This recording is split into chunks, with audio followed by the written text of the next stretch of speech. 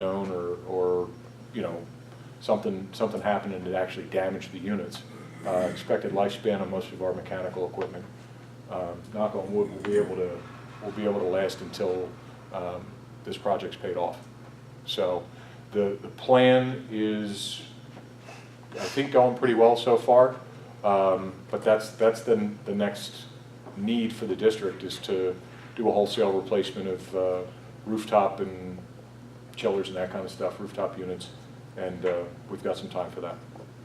Ryan, you had a capital reserve study, well, it was based on our campus, on what was needed immediately and out in the future. You had that graph down. Do you have anything revised that has, I know we could check off a lot that was on that list, but you don't happen to have anything put together that has that list? I know I have the paperwork at home, but I'd just be curious to see on that laundry list of things that we did versus what was left to be done, and you had some things that you felt may need to be done in the future. I do. I don't have it cleaned up enough for a presentation. What I can tell you is, for that comprehensive list of what needs to be done,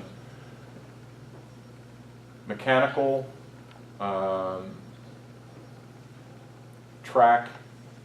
the track replacement is around $300,000 for replacing the rubberized track at the high school. That will need to be done at some point. What, can I just interrupt you there? How come we don't get no longevity out of that track?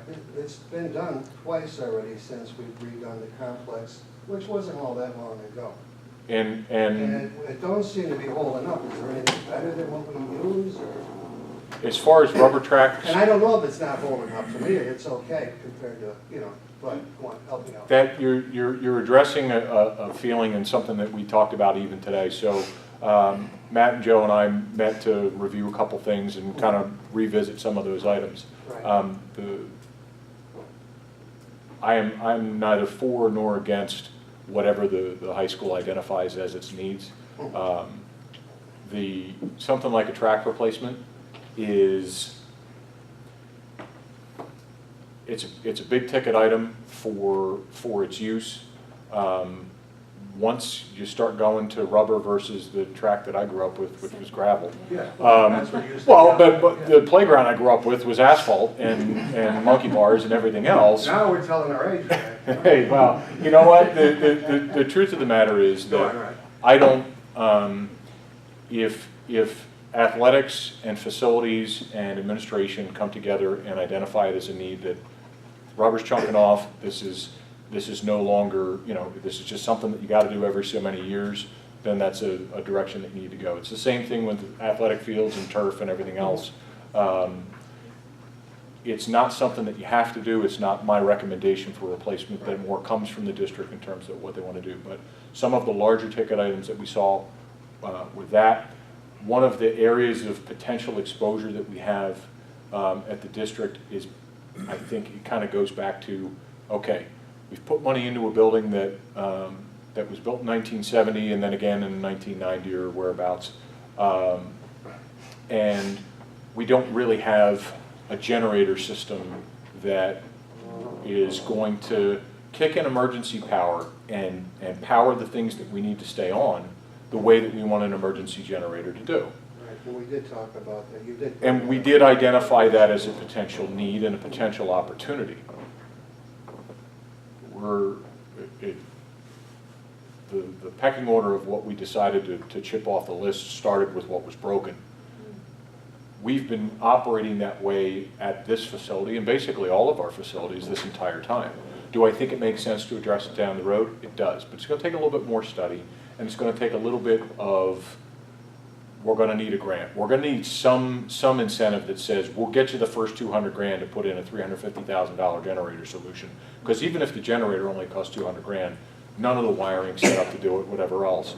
And the finished product is, great, we've got a shelter in time of need for the community, among other things. We've got heating systems that'll operate because we have the proper electricity. We have food that doesn't spoil. How long we have an outage, how long we're without power. Excuse me, sorry about that. So, generators was another one that was on the list. that wasn't necessarily a number one priority, but we explored it, we put numbers to it, and it sort of kind of fell back to the, okay, that may be something to address at some point down the road. But as far as mechanical, that's the next major step as far as what you would need to do. And we're confident we're going to get 5. We're hoping to get 7, maybe a little bit longer out of what's there. And what happens when it's past its end of expected life and starts to go, becomes very expensive to maintain from both an energy standpoint, but also just service calls, maintenance, replacement parts, that kind of stuff, where at some point with some of this equipment we'll be throwing good money after bid, but we're in pretty good shape there. Thank you. Did you ever estimate a cost for that? We did. We estimated a cost for overall unit vent replacement and rooftop units, cooling tower, and chillers. And that's somewhere in our paperwork from, It's in your paperwork. Off the top of my head, I want to say that they're each, rooftop units are around 900,000. The rooftop units, chiller, and cooling tower. I'm hoping that, I mean, granted, I don't like using the term that it's a career decision. We use that jokingly, like when they replace LED lights. Oh, you won't have to replace them again in your career, so you don't have to worry about it. We're trying to get those unit ventilators to operate as long as they should. I think the way they were operating before we made the change with the motors, we would have looked at a wholesale unit vent replacement. But we're trying to put that off for another at least 10 years. So, and that number is going to be around 900,000 for that as well. So, I'm just asking, because if we have 7 years, do we want to start to budget for it now? yep, yep. And like I said, I don't know the specifics of the budget, but I know one of the things that we were looking at as far as the timing of when we addressed everything and what made it into the project and what we were able to put off to a later date. There's a very good chance that if the budget that's being allocated to this, you might be able to just start paying for these things as they crop up. Do them on your own and do them out of reserves. Right And that'd now, be a great spot to we're be. 10 years away from debt-free, so, you know what I mean? So we'll be close maybe then if we, unless we get real lucky and all that, so. Then that changes the whole ballgame for us with buildings and grounds and getting stuff done. As Rose said, we have to keep a little bit in our, if they ever change the taxation and all that, get back to that we have to keep a little bit of money in for building and grounds, right? So We should. in 10 years, if things go well, and with the work you guys did, and that looks great, we should be coming into having some money from the debt to roll over into.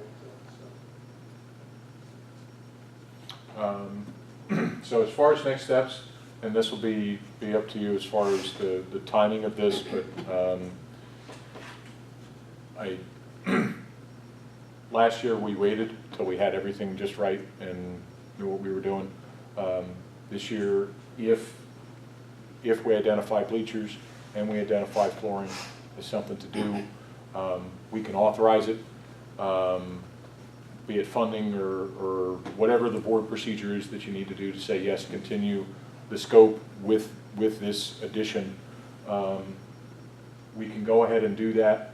And if something comes up, if one of the things on our to-do list or one of the things that maybe wasn't on our to-do list where it's easy to procure through the project comes up between now and when we start, that's relatively easy to address, but at least at a minimum, we can get contracts and we can get things secured for the seating company and make sure we have a smooth install, because it's one thing to lose interior, it's another thing to be disruptive on the outside. Both summers, those gyms seem to be pretty occupied. I want to keep that as tight as we can, get the seats demoed, get the floors redone, whatever else needs to be done, get them installed, and not have that pushing in August when we're all wondering what first day of school is going to be like if they're not ready. So. Well, are the elementary schools busy in the gymnasiums during the summer as much as it is here? I'm just saying if you could swing it, you know, just like. Some of the stuff, yeah, Some of we can move it down. Yeah. They were in the last couple of years Because of they everything were- Oh, because, yeah, because it was the opposite way, Yeah. okay. You did say that you wanted to get a handle on getting the bleachers ordered if we were gonna do it Yes, because of a time frame with the company? it gives, and when I say us, it's not just an ease of managing the contractors. I'm not out there turning a wrench to install bleachers, but the auditorium taking on the large group instruction, making a change to it, the removing all the seats and doing all the demo, and everything that went into getting that auditorium seating ready. The biggest challenge that we had was when the seats were being delivered and how much time we had to install the seats and finish the balance of the preparation of the floor. And time is our friend, and we won't have it if we're not first on that list as far as seating delivery. And that's the only way I can guarantee it. Time frame though, like you Yeah. need it within the next month? Yes, Okay. yeah, I mean, you do what you want, but What's the worst case scenario? December, Well, let's wait. November, November, okay. yeah. And that's also just a general feel. It seems like the economy's picking up. Everybody I'm talking to, construction-wise, all the subcontractors, I mean, even you know, flooring and everybody else. Heck, we just met with the sign guys this afternoon, and they're already 6 weeks out on what they're doing on what's normally a very fast turnaround. Great news for the economy, great news that guys have a backlog of work, but if that continues on, particularly into the summer, we'll be competing against every other school in their service area and the manufacturer service area for custom manufacturing. Which could drive your labor cost up a little bit if they're real busy, don't they play that game too? or- They can, they've been pretty good about honoring stuff, we didn't run into that, but it's that dreaded, what do you mean our delivery date's August 7th? Okay. August 7th, we've had all summer, what are you doing? Yeah. The earliest I could get us in. Okay. And that was placing an order back in March, so. Out of our money, out of our 6.5, I mean, maybe Rose could tell me, how much have we spent, or what do we have left at this point with how we did? Do we Well, have on the any extra? current phase that we have for 2017, we're at 5.2 of that 6.5 that was Okay. spent. Okay. Now we're talking. We're at 5.2, Yeah, that's what, yeah. I understand correctly, we have almost enough to cover that. Yeah. It's still not very sized. Right, because we extended that with the grant money that we come with there when we bring in. and I'm gonna guess when this summer's phase finishes out billing, we'll probably come in around 5.1. So, yeah. Oh, so then you can get bleachers for the other side of the football field. See? Which, no, because we really need them. We had so much problems at our games with everybody intermingling on one side. We're lucky we didn't have many brawls, and we didn't, but they were verbal. And we put extra security. Thank you. Maybe if we didn't let board members of the game. But anyway, no, we did talk about it. Joe's working on the 250,000, that was part of the complex. And so there's a couple avenues, but just food for thought. It's really bad out there, outdoor game and mixing it up. And you try to have fun, and then you're looking, the other team sitting next to you, and you don't want to, you know, so. Well, the more you win, the more you win, the more support you get. Yeah. So the bigger the attendance. The bigger the you know. Bigger and bigger and bigger, yeah. And Yeah. winning programs, especially local schools, like I'm sure when North Pocono comes, Sure. they're gonna bring it. Holmesville Friday Yeah. night, there's no There's gonna be room. packed. We're selling chairs to Holmesville for $30 a chair, and you're sitting behind the fence on the other No, side. no, but when we were on 40, people getting here, it was packed. Yeah. It was packed.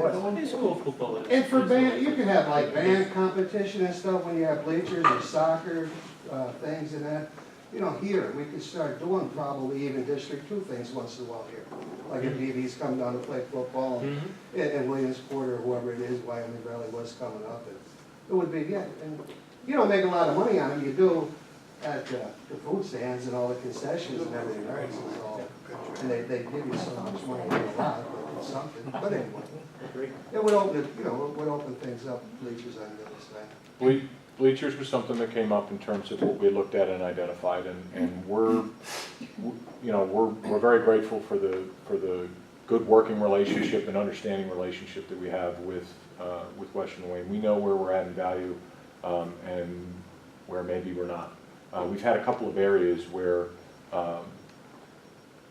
pieces of equipment, and I'll give you an example, a compressor.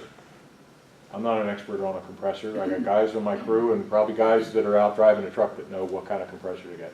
District told us what we wanted, and that's fine. And we have the ability to make things make sense in terms of using this vehicle for procurement, using it for construction, and do it in a way that gets you what you want for the least amount of cost with the least amount of hassle possible. When it comes to something like adding bleachers to the opposite side of the field, if you start with a base of a grant and we come up with a design and a number from the seating manufacturer and from Mike and Lob or from whatever vendor, or get a design from Mike and Lob and check it down against 2 other quality vendors and make sure that we're confident in what we're doing, that makes a lot of sense. If we're going to hire an architect to design a alternate visitor side of the stadium, then we're not adding any value there, and we're a little bit beyond kind of the spirit of the majority of the work that we've done, which has been retrofit.